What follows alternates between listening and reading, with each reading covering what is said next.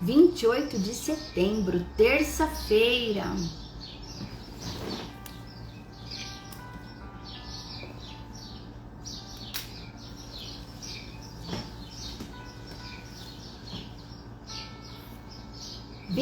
De setembro, terça-feira, começando a nossa reflexão de hoje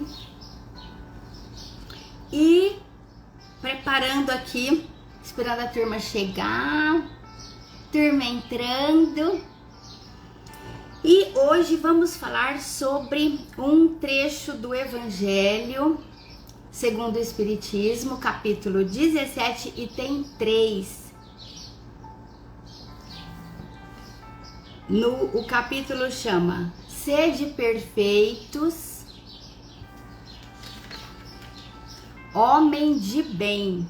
E o André Luiz vai fazer um comentário num capítulo que chama Autocrítica. Então hoje nós estamos no capítulo 13 e vamos dar bom dia para minha turmíssima que tá toda aqui, Lê Borges, Paulinha, Tia Sônia, meu amor, tá passeando, curtindo uma praia, mas tá aqui com a gente.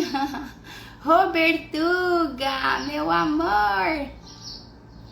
Uai, hoje eu tô meio...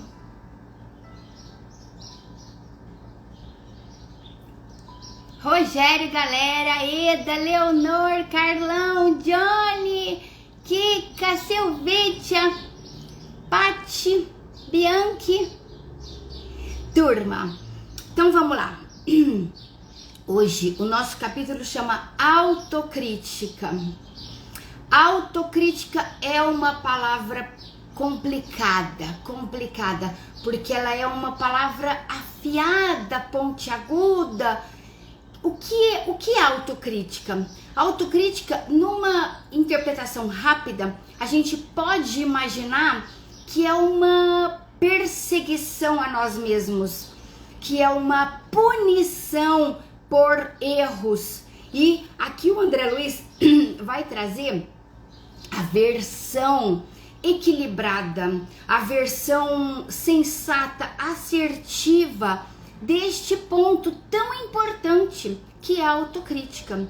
A autocrítica não é julgamento, a autocrítica é avaliação para correção. Então, ouvindo a autocrítica, já referencia aí, autocrítica, correção, autocrítica, percepção ponderada, percepção assertiva sobre mim mesma, autocrítica.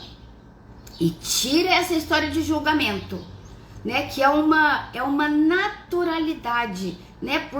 Talvez por um conceito aí de infância que a gente cresça, a gente tem um certo receio de autocrítica. E aqui não, ele vai trazer a autocrítica como um ponto muito importante para o despertar. Então vamos lá.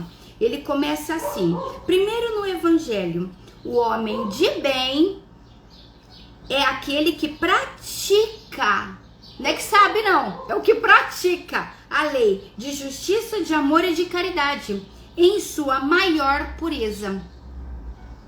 Se interroga a consciência sobre seus atos, pergunta a si mesmo se não violou essa lei. Qual lei? De justiça, de amor e de caridade. Então, interrogue a consciência, olha a autocrítica. Interroga, violei a lei? Se não fez o mal e se fez todo o bem que podia. Se negligenciou voluntariamente uma ocasião de ser útil. Se ninguém tem a reclamar dele, enfim, se fez a outro o que gostaria que o outro lhe fizesse. Então, a autocrítica, ela redunda em torno deste conceito de crescimento do espírito e não de punição, de julgamento, né, de uma conceituação negativa. Isso não é autocrítica. Isso é outra coisa. Então aqui vamos pensar em autocrítica desse jeito.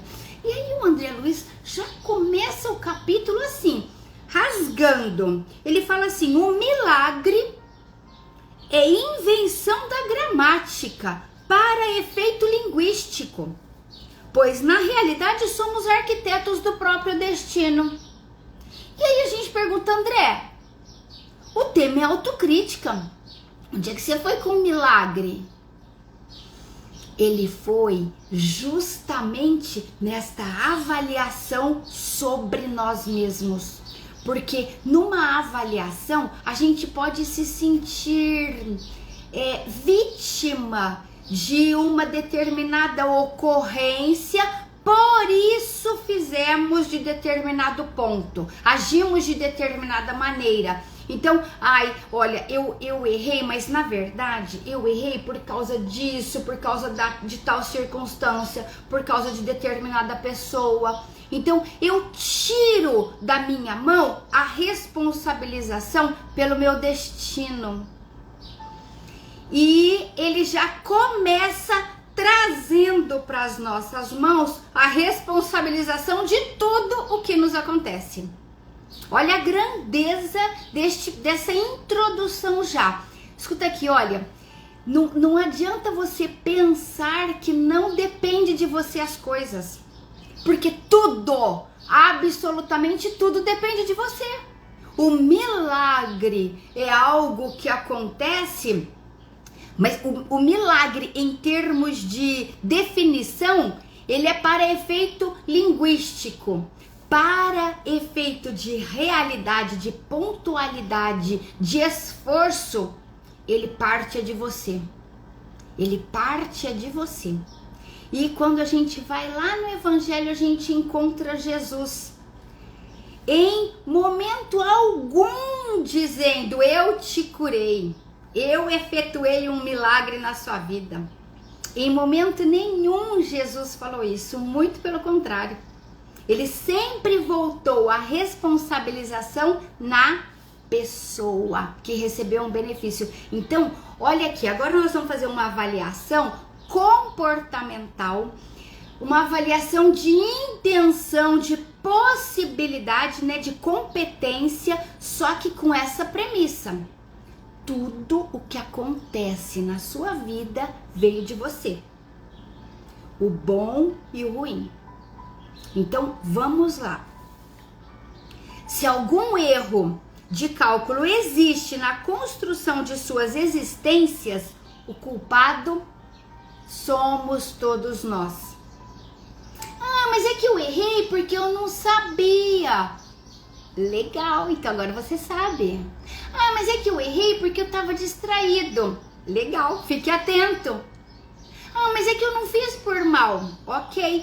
Mas lei de causa e efeito, né? Tem uma ação e uma consequência. Então, tudo que acontece, qualquer erro de cálculo, eu vou olhar para mim e buscar em mim causas. Todos caminhamos suscetíveis de errar. Todos já erramos. Esse parágrafo, gente, é muito importante. Bom dia, turmíssima que tá chegando! Todos já erramos bastante e ainda erraremos. Necessariamente para aprender. Olha só isso. Então, todo mundo é passível de erro. Todo mundo já errou e todo mundo vai errar. Então a minha avaliação crítica é ruim. Isso é julgamento. Não caia em julgamento. A reparação de um erro se dá justamente no desvio do julgamento. Quem para se condenar não está se corrigindo. Importantíssimo isso. Erraremos necessariamente para aprender a acertar. Contudo, nenhum de nós deve persistir no erro. Então, a partir do momento que eu identifiquei, faz parar para pensar, né, Rô? A partir do momento que eu identifiquei, opa, o que é que tá acontecendo comigo aqui agora? Uma série de coisas pode acontecer. Eu identifiquei um erro, eu posso culpar alguém, eu posso não culpar alguém e me martirizar. Ai, mas eu sou um idiota mesmo. Nossa, como é que eu... Opa! Nada disso é eficiente. Eu posso ficar nervoso, eu posso ficar nervosa e sair brigando com alguém porque eu detectei um erro, entrei na zona de estresse e brigo com alguém. Uma série de coisas podem acontecer a partir desta identificação. Importante você identificar o seu padrão de resposta. Como que eu costumo lidar com isso? Qual que é a minha naturalidade de reação? Porque é a partir desta percepção de um padrão em mim é que eu paro para converter em acerto. Todo erro vai ser convertido, é processo isso. Erro não é julgamento, não é tribunal. A gente não deve fazer deste processo, dessa percepção, um tribunal. Não, é processo. Epa, pisei na bola, o que eu faço agora? Melhora? Tem 3 tipos de erro que eu trouxe aqui pra gente pensar. Imprudência, invigilância e imperícia. Imprudência é um descuido. Ai, copiei. Tava apto a fazer tal coisa, mas dei uma bobeada, descuidei e quebrei um copo. Invigilância é a negligência, é o pouco caso. Eu estava apto, mas tô nem aí com a coisa, tô irritado mesmo, então aí essa é a invigilância. E a imperícia é quando eu não estou tão apto, então eu tô num processo ali de aptidão, de aprimoramento. Então, eu não vou aprofundar nisso, mas qualquer exemplo que a gente coloque aqui, por exemplo, eu bati o carro. Eu bati o carro por quê? Foi invigilância, foi imperícia, Tava andando numa alta velocidade ali, num trânsito pesado, quer dizer, qual que foi? Eu aplico aqui essa régua de entendimento para fim de aprendizado. A função disso é a autocrítica entra em ação para restabelecer aqui o acerto. Então, não tem por que persistir no erro. A partir do momento que eu identifiquei, eu tenho condições de movimentar, de caminhar para uma melhoria, para uma diferença do que eu fiz agora. No reconhecimento da falibilidade que nos caracteriza, ou seja, todo mundo é falível, todo mundo é passível de queda. A falibilidade que nos caracteriza, se não é lícito reprovar ninguém, não será justo cultivar a indulgência para comigo. A indulgência é aquele aspecto assim, eu me concedo, eu mesma me libero de um juízo, de uma propriedade de raciocínio mais acurada que me verifique o acerto. Então eu vou de boa, falo assim, não, mas eu fiz isso, mas é que eu sou atrasada mesmo, mas eu fiz isso também porque o outro também fez aquilo. Então assim, eu vou num excesso de condescendência com os meus erros que me prejudica. Eu devo tomar cuidado para não criticar o outro, mas esse juízo de avaliação eu devo fazer comigo mesma. Não posso me permitir cair num adormecimento de faltas. Não posso. Então é isso que ele está falando aqui. Se nos cabe perdoar aos outros, não se deve adiar a severidade para conosco mesmo, com as próprias faltas. Então essa percepção, gente, é onde entra aqui a minha decisão, a minha escolha, a minha condução para o meu destino. O que eu decido hoje se revela amanhã para mim. Então, se está se revelando algo aí hoje para você, você fez uma decisão ontem. Então, isso é responsabilização, isso é amadurecimento, isso é autocrítica. Este trabalho analítico de dentro para fora nasce da humildade e da intenção de acertar com o bem. Olha que bacana essa frase. Que frase importante. Humildade e intenção de acerto. Acerto equilibrado, acerto justo. Quem não avança na estrada do equilíbrio, que somente a autocrítica delimita com segurança. Olha o valor da autocrítica aqui ressaltado. A autocrítica, ela é a margem da trajetória de vida.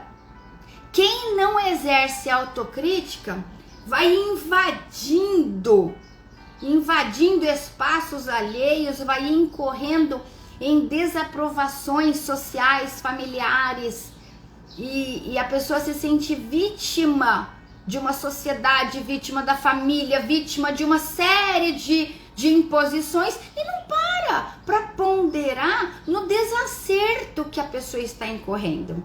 Olha que fantástico isso. Então, quem não avança na estrada do equilíbrio, que somente a autocrítica delimita com segurança, resvala na impropriedade ou no excesso, perdendo a linha das proporções.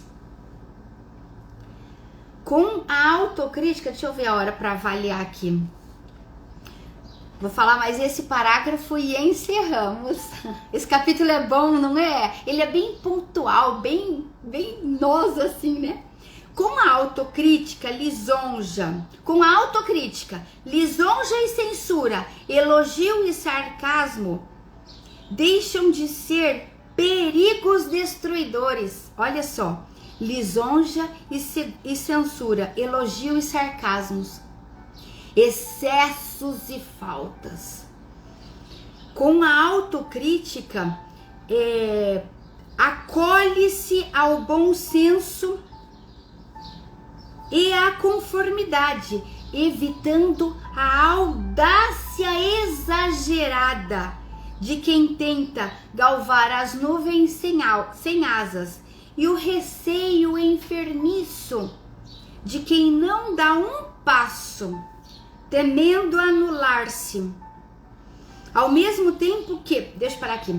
Então, olha aqui, a autocrítica, essa noção de juízo que a gente faz da gente mesmo, nos dá aquele senso de naturalidade no agir, sem incorrer em excessos tanto com lisonja excessiva, sabe, aquela lisonja exagerada de elogiar demais, fazer demais, promover demais para os outros, ou a falta disso, né? Tanto o excesso quanto a falta. Não ligo para ninguém, a minha vida é minha mesma, eu tenho que cuidar de mim, os outros, cada um cuide de si.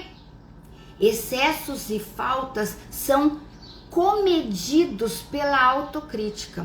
Quando a pessoa se ajusta numa autocrítica, numa autopercepção, com consciência de si mesma, ela não comete esses exageros. E aí a repercussão disso é que ela atua no meio de uma maneira mais, que é o que vai falar agora, cooperativa e simpática. Porque excessos e falta destroem relações. destroem relações. Sabe aquela pessoa melada demais ou dura demais? É uma pessoa antipática, é uma pessoa difícil da gente lidar. Então aqui ele está falando que o que te defende disso? A autocrítica, essa medida, esse juízo que você faça de si. E agora ele encerra assim. Vou terminar de ler. Ao mesmo tempo que... É que o parágrafo é compridão, eu fui encurtando. Mas deu sentido, né, pessoal? Ao mesmo tempo que amplia as correntes de cooperação e simpatia em derredor de si mesma, sob a qual a compaixão não piora o necessitado e a caridade não humilha quem sofre. Então, olha que fantástico essa medida de força que você exerce, que você atua em derredor. Sê fiscal de ti mesmo, para que não te levantes por verdugo dos outros. E vive hoje a posição de juiz de ti mesmo, a fim de que amanhã não amargues a tortura de réu.